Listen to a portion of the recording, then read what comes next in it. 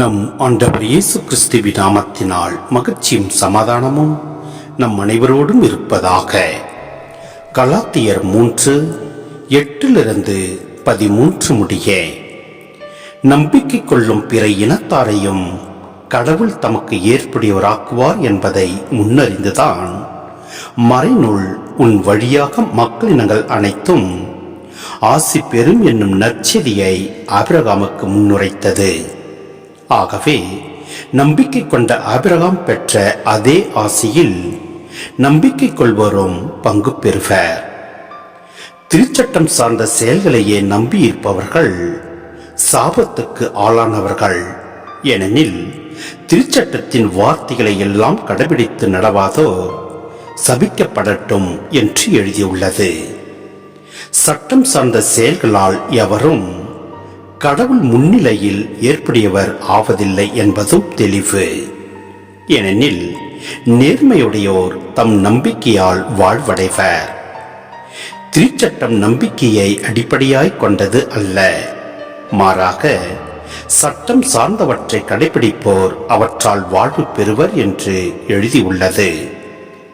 மரத்தில் தொங்கவிடப்பட்டோர் சபிக்கப்பட்டோர் என்று எழுதியுள்ளவாறு நமக்காக கிறிஸ்து சாபத்துக்கு உள்ளாகி நம்மை சட்டத்தின் சாபத்தினின்று மீட்டுக் கொண்டார். சிந்தனை. இயேசுவில் பிரியமான சகோதர சகோதரிகளே, மனித பலவீனத்தால் சட்டங்களை பின்பற்றி வாழ்வது சாத்தியமற்றது. சட்டங்களை உடைக்கும் போது அது மனிதனை குற்றவாளியாக மாற்றி சாபத்தை கொண்டு வருகிறது.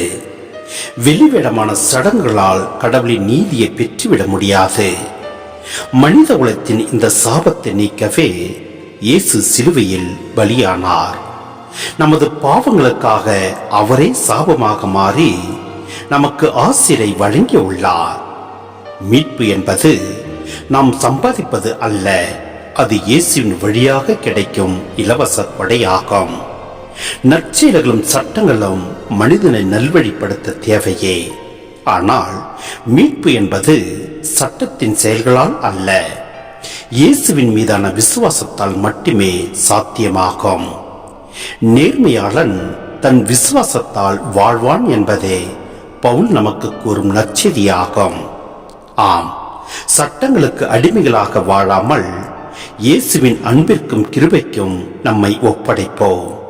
நமது சொந்த செயல்களால் நம்பாமல் சிலுவையில் தொங்கும் இயேசுவின் தியாகத்தை விசுவசித்து சாபங்களிலிருந்து விடுபட்டு ஆசி பெற்ற பிள்ளைகளாய் வாழ முயல்வோம். எல்லாம் வல்ல இறைவன் நம்மை நிறைவாய் ஆசீர்வதிப்பார். ஆமேன்.